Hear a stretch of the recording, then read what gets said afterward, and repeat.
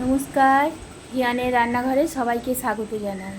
আজ আমি তৈরি করব দই পাউরুটি। তার জন্য দই নিয়েছি, জল ঝরানো দই, গরম মশলা, নুন আর চিনি। সামান্য 2-4টে দানা নিয়েছি, আর আছে মধু আর টমেটো সস। আর এখানে নিয়েছি কিছু পাউরুটি নিয়েছি, আর এখানে আছে আদা, কাঁচা লঙ্কা, শসা আর ধনেপাতা। এটা আমি পেঁয়াজ দেবো না, একদম নিরামিষ। এটা বাচ্চার টিফিনের জন্য খুব উপযোগী একটা খাদ্য এবং বাচ্চাদের শরীরের পক্ষেও খুব উপযোগী। এবারে আমি মধু দেবো।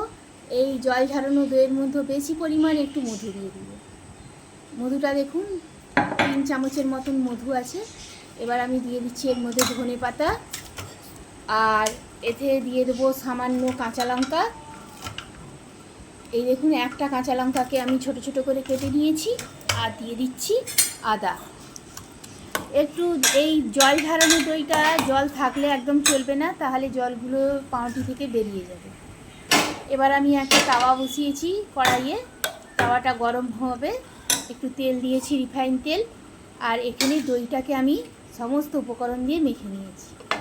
আগে আমি পাউরুটিটাকে তেলের মধ্যে দিয়ে দেখুন সাইজ করে বসিয়ে দিলাম। এবার এখানে 2টো পাউরুটি আমি করব। আবার দিয়ে দিলাম সাইডে আর একটা পাউরুটি দিয়ে, এর মধ্যে আমি এবারে দিয়ে দেবো টমেটো সস। ওপর দিয়ে টমেটো সস দিয়ে দেবো। যারা আমুল চিজ পছন্দ করেন বা আমুল চিজ থাকবে যাদের, তারা এটা আমুল চিজও দিয়ে দিতে পারেন ওপর থেকে। আমি এখানে দিলাম না আমুল চিজটা। যাদের চিজ থাকবে তারা অবশ্যই চিজটা ব্যবহার করবেন, তাহলে আরও টেস্টটা ভালো হবে। এবার আমি দইটা সাইজ করে দিয়ে দিচ্ছি। দইটা দেখুন, দইটা ঠিক মতন দেখানো যাচ্ছে না। এবারে দেখুন আমি দইটা ওপর থেকে টমেটো সসের ওপর থেকে ভালো করে চারিদিক করে দিলাম দইটা। এবারে ওপর থেকে শসাগুলো দিয়ে দেবো। চারদিকে 4টা শসা আমি দিয়ে দেবো। দেখুন, এইবারে দেখুন ওপর থেকে পুরো আমি দই দিয়ে দিয়েছি। দিয়ে এইভাবে ওপর থেকে শসা দিয়ে দিলাম। যারা পেঁয়াজ পছন্দ করেন পেঁয়াজ দিয়ে দিবেন। আমি পেঁয়াজটা দিচ্ছি না এই কারণে, এটা বাচ্চার স্কুলের টিফিন আমি তৈরি করছি, যাতে ও বইয়ের মধ্যেও নিয়ে যাবে ব্যাগে করে। তাই জন্য আমি পেঁয়াজ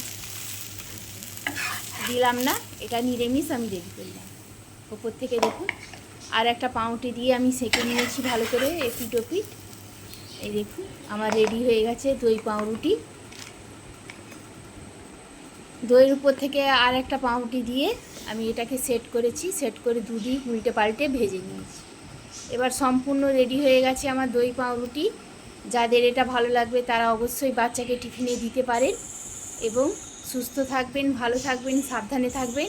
আসছি পরের একটা রেসিপি নিয়ে, সঙ্গে থাকুন।